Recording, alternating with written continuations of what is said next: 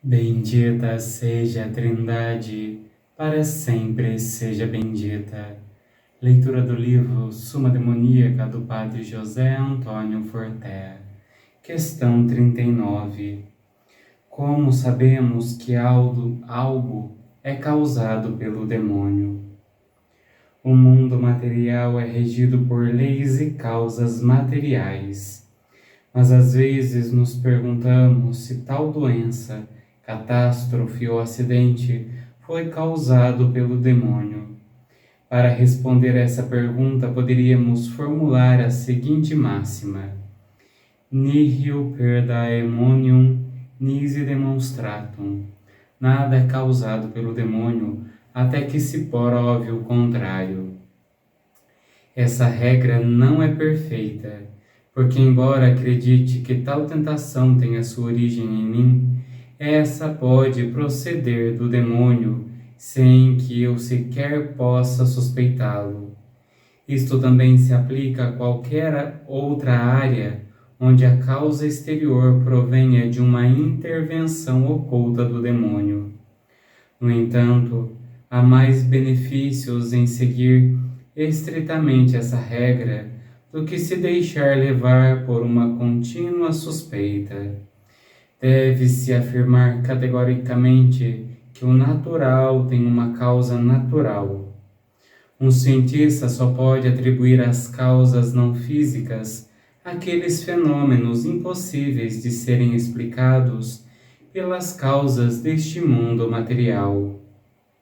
Tampouco seria mais científico se todos resolvessem explicar os feitos preternaturais com as leis desse mundo. Por exemplo, um feito em que uma virgem de gesso chore sangue humano, caso de Civitavecchia, Itália, é um fato sobrenatural. Se um cientista insiste em explicar isso com razões naturais, a única coisa que demonstra é o quão pouco razoável pode ser. Quer dizer, demonstraria estar usando a razão a favor de seu capricho, como um meio para chegar a uma verdade que já tenha decidido de antemão. Um cientista que usa a razão para seu capricho já não é um cientista, e sim uma espécie de bruxo ou mágico da razão. E assim, diante de determinados fatos, certas pessoas, apesar de suas qualificações, agem tão irracionavelmente quanto um bruxo caribenho dançando ao redor do fogo. Dançam ao redor do fogo da razão, mas são as suas decisões tomadas de antemão que guiam seus movimentos nessa dança. Em geral, quando um ato é extremamente preternatural e não há como negá-lo, por mais racional que seja, esses tipos de cientistas teimosos tiram da manga uma solução que valha para todos. Os poderes da mente podem fazer milagres. O cientista não crê nos milagres, e se você disser que o viu com seus próprios olhos, chamam de louco. Mas se o milagre ocorrer diante dos olhos dele, a resposta é rápida. Os poderes da mente. Ali, nesses poderes, a resposta para tudo. Não importa que seja uma estigmatização, a liquidificação de um sangue coagulado, no caso de São Genário e de São Pantaleão, não comer nada durante anos, caso de Teresa Neumann, Austrália, e assim por diante.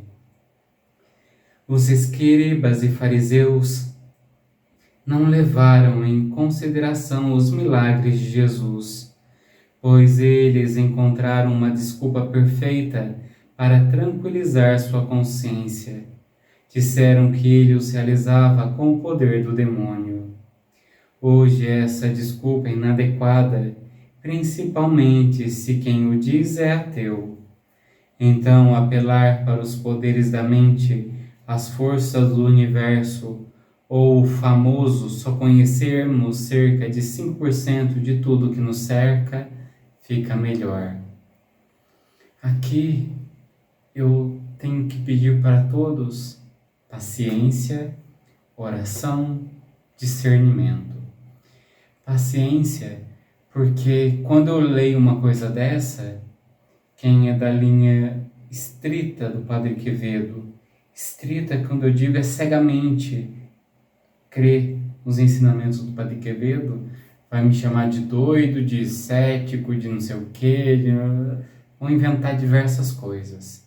E quem é da linha do exorcismo, da Igreja Católica, estritamente falando, vai falar que o Padre Quevedo era doido, e vão inventar diversas coisas. Aqui, o Padre José Antônio Forté, ele fala coisas que a parapsicologia afirmam verdades. Eu não digo que um está certo e o outro está errado, nem que o outro está errado e o primeiro está certo. Não. Nós temos que aprender a discernir, analisar caso por caso, analisar situação por situação.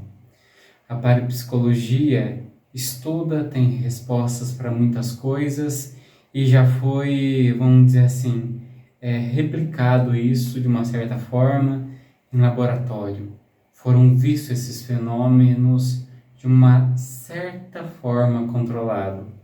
Eu digo certa forma porque os fenômenos parapsicológicos são inconscientes e voluntários, e então são casos raros que cientistas conseguiram analisar. E existe a outra área do sobrenatural, que a igreja reconhece que existem sacerdotes e exorcistas devidamente nomeados pelos bispos. Existe a Organização Internacional dos Exorcistas da Igreja Católica, que se reúnem para analisar casos. Então, não existe um lado certo. Os dois lados analisam pontos e nos pontos que eles analisam, eles encontram solução, eles encontram razão. Mas existe um aspecto que a parapsicologia não chega, e existe um aspecto que a demonologia também, de uma certa forma, ignora. Eu estou aqui tentando unir os dois. Existem fenômenos parapsicológicos e existe possessão. Nós não podemos jogar tudo num balaio só e falar isso é mentira, aquilo é verdade. Não. É necessário discernir. É necessário tempo para analisar caso por caso, para ter um discernimento sincero.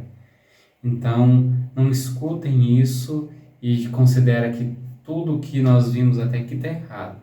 Não. Existem muitas coisas na parapsicologia que, olhando estritamente, cegamente, estão erradas. E há muitas coisas no exorcismo, no material que a igreja dá, que se eu olho estritamente aquilo, também não é certo.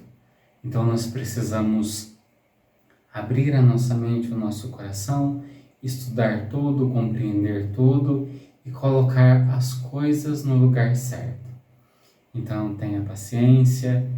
Se você ainda não viu o conteúdo de parapsicologia, as outras questões, volta, não tenha pressa. A gente não vai descobrir tudo num dia só.